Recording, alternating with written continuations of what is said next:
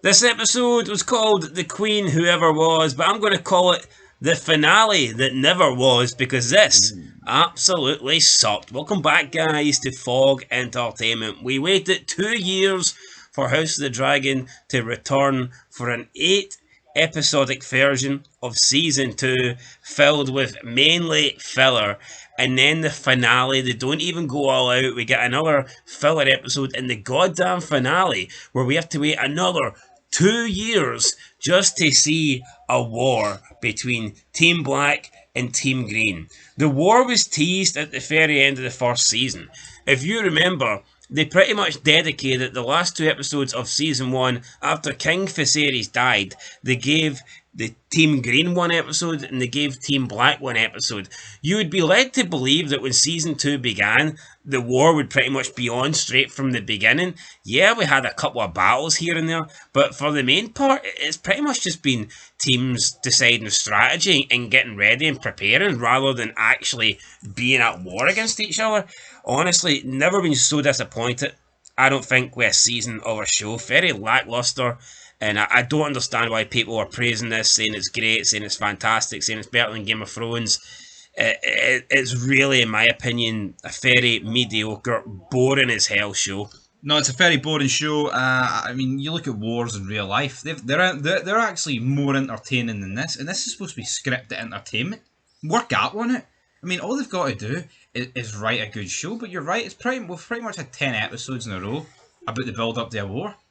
And you said it best in the intro. It's the finale that never was. That's when this review peaked. Because you know what? All we're going to do is bury this, and it rightfully so deserves to get buried. This felt more like a penultimate episode, where you see them march into war.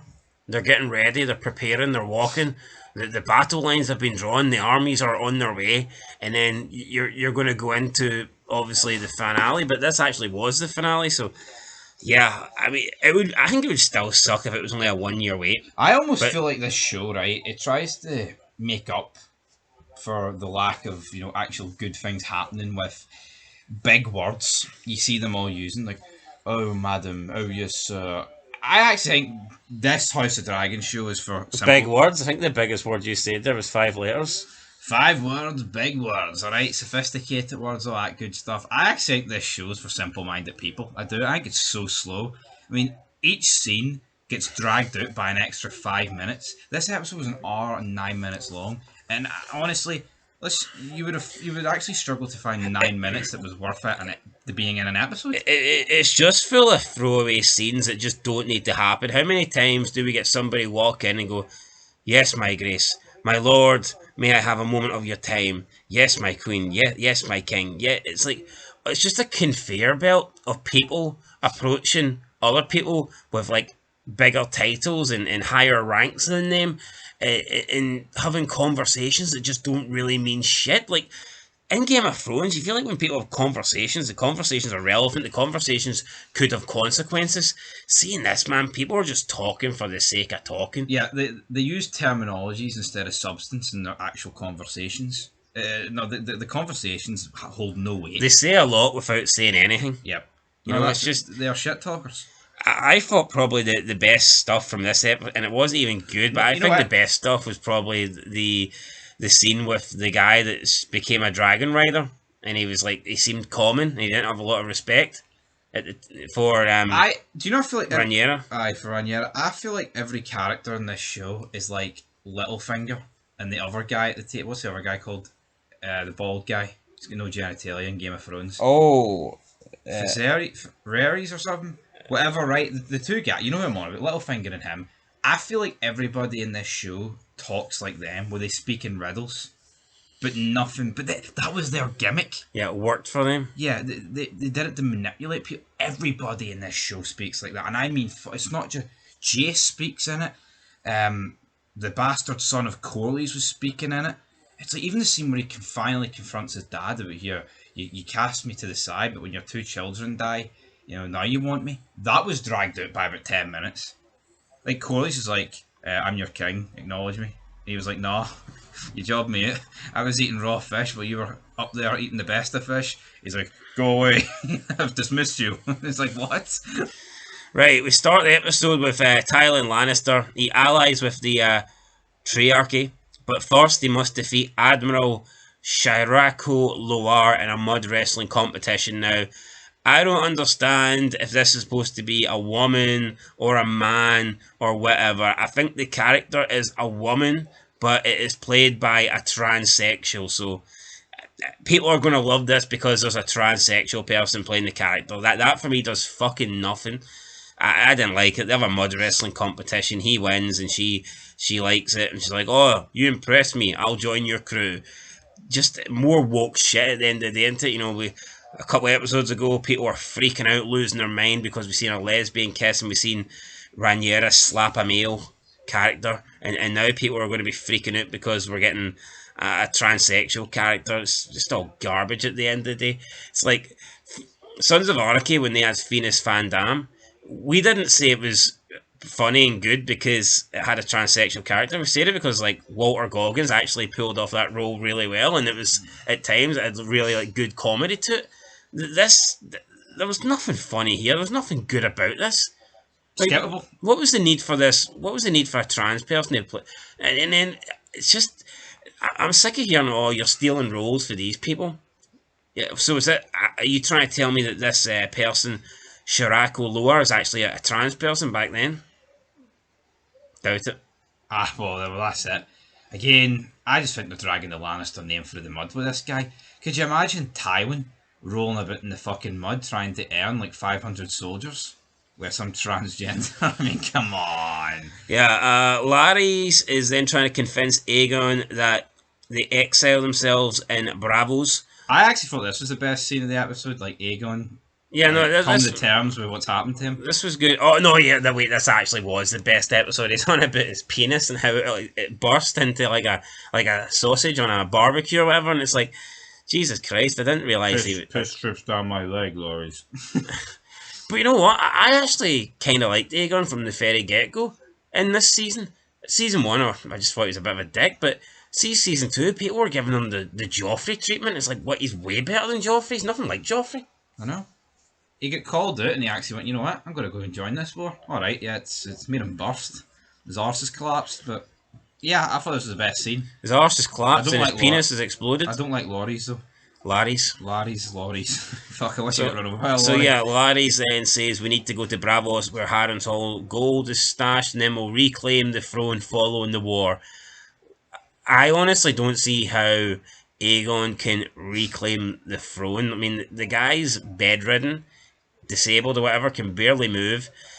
I think people will fight for him, but if he just disappears while the war's on, then comes back, what position is he going to be into? Let's say Aemond wins or whatever, what position is he going to be into? Like, right, Aemond, I'm the actual real king. Are people not going to look and go, nah, you bailed, so... Well, that's it. Though. Aemond won the war, so we're going to stand behind him now. He can only reclaim it if Aemond wins. He can't reclaim it if Rhaenyra wins. But then, I don't think it's fair if Aemond wins the war and this guy just rocks in as 10th century wheelchair and just hoovers it fucking clean off him. Yeah, Rhaena finds the wild dragon. We see her first day, she drinks some water, then she finds a wild dragon, so we have another dragon. This done nothing for me, waste of screen time. Gwaine challenges Christian. Christian says he regrets the war, he admits to sleeping with Alicent, but he says he loves her, and then Gwaine steps down, but there was no signs here that Gwaine was going to do this. We don't even know how Gwaine found out about it. But yeah, 1 minute Gwaine's going to kill Christian, send him to the wall. Next minute they're just sitting beside each other. And I think Christian Cole's had a pretty poor season. Yep.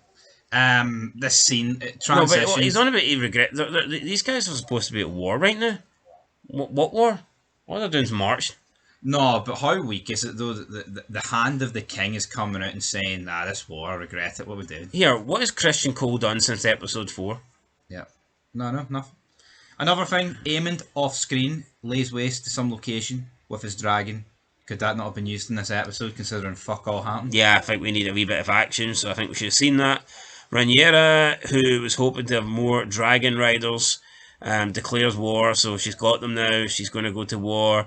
But one of the dragon riders, Ulf's behaviour, that seems to piss off Jace, and at the end of the day, like, they were basically bashing these people for not having like pure Targaryen blood and being commoners, but then they're annoyed when they act like a commoner. It's like, how's this Ulf guy supposed to understand how you sit at a table and how you respect the queen and all that. He's not one of them. This is why the dragons doesn't work for me, man. You watch Game of Thrones and it's like, would they really just let some... I mean, is King Robert just going to let some fucking jobber off the street come in and sit around at his table and eat his food?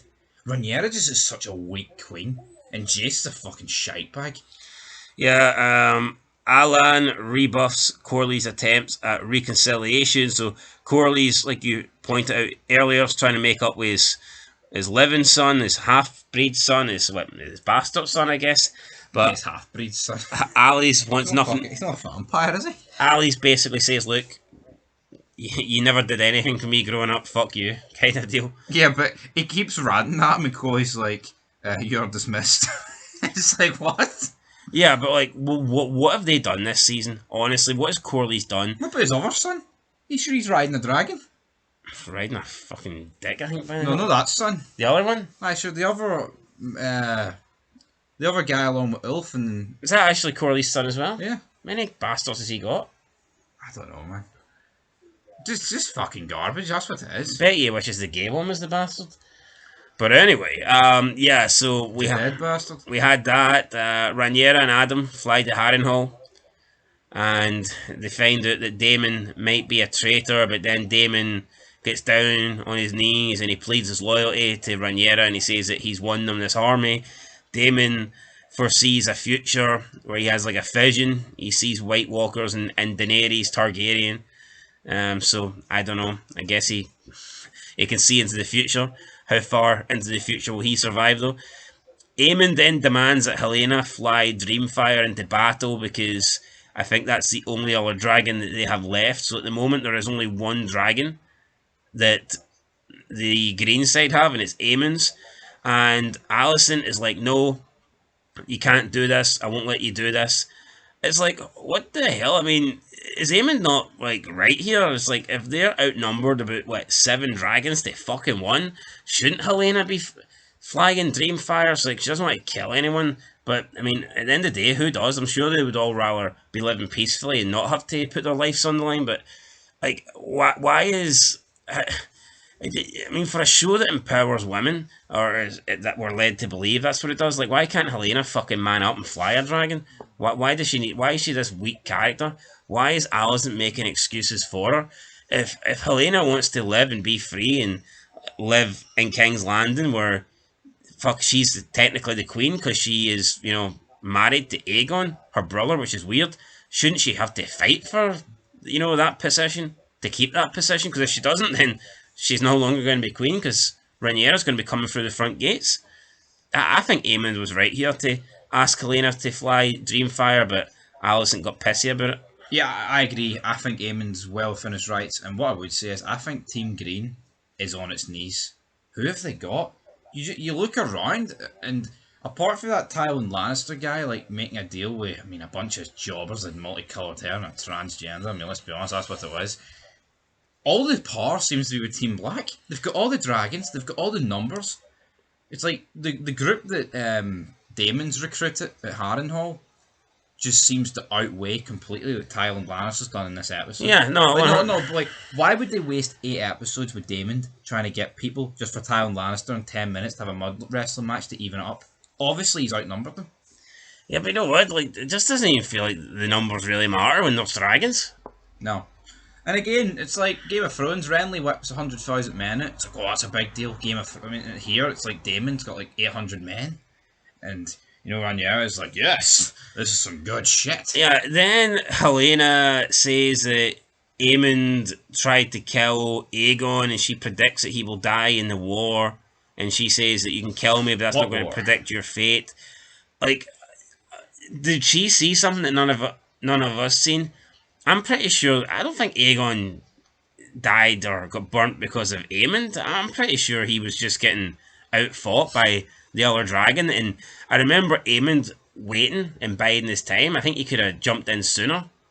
He was reluctant to help his brother here. Did he have a different mindset and play? Like, maybe if he gets wiped out, I can take over. Probably, right? But what's she on about? Oh, I could see it. No, you couldn't. You were sitting in your bedroom crying like a little bitch. Maybe she sees into the future as well. I don't know. This seeing into the future stuff's fucking crazy. Yeah, then Alison goes and speaks to Orwell, and she sneaks into Dragonstone. And I mean, I feel like we've already seen this season. I believe Rhaenyra did it. Rhaenyra sneaked into King's Landing in episode 2 or 3. Now we have Alison sneaking into Dragonstone, offering surrender King's Landing to Rhaenyra's forces. Rhaenyra says that Aegon must die to ensure the transition. And Rhaenyra, I don't understand. I mean, Alison is pretty much just handing over the throne here to Rhaenyra, and it's still not good enough for her. Fucking Aegon is her brother. I know. Aegon is her half brother. Aegon is the son of her fucking father. She talks. I just don't. I honestly don't get it. Earlier in the episode, she's on about like killing people in the war. It's like, I don't think my father would have wanted this. But then at the end, she's forcing her father's like fucking late, wife to kill their son.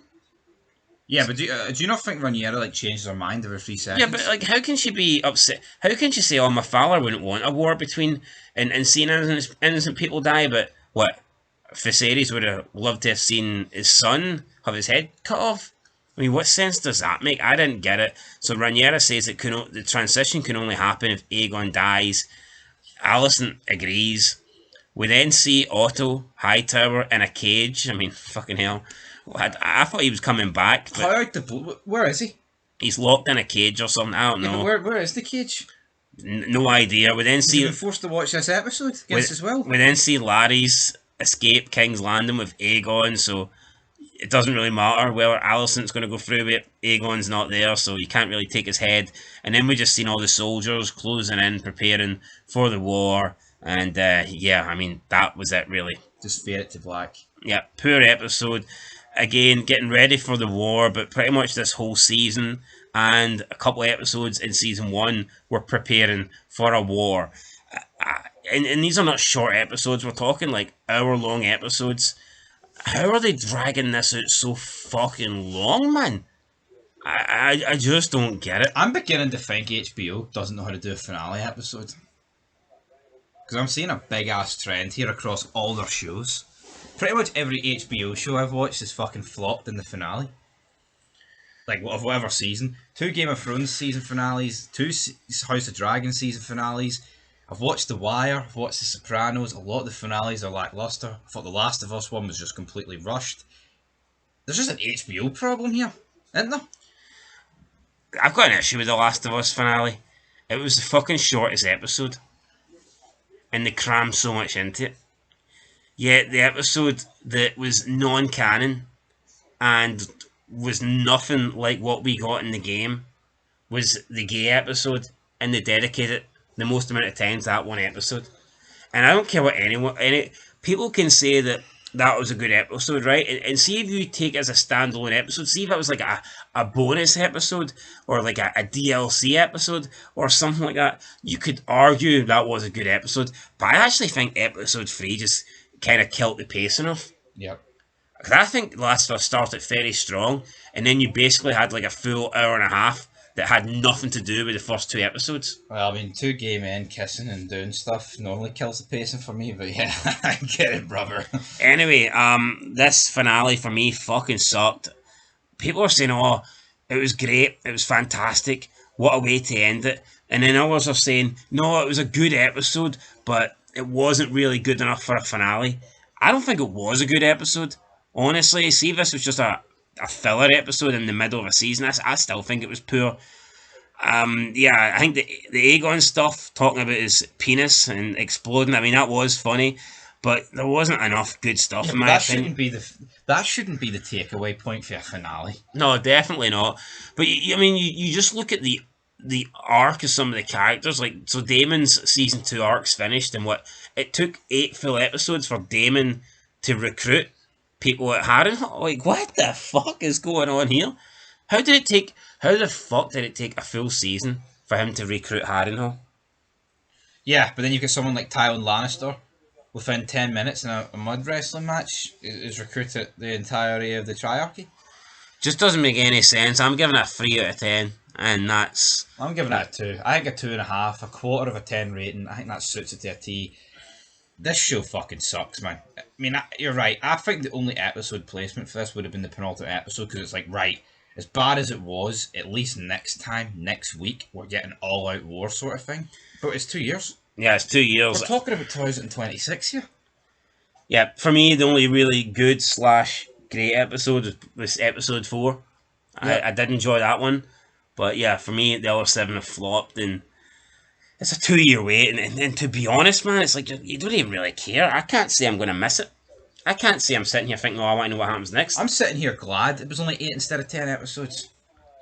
So yeah, hopefully it picks up in season 3. I doubt it, but we'll see what happens, guys. We'll make updates, any news on season 3. We'll talk about it, and we'll probably do some season 2 ranking feeds as well. So that's it, guys. Catch you in the next one. Till then, peace.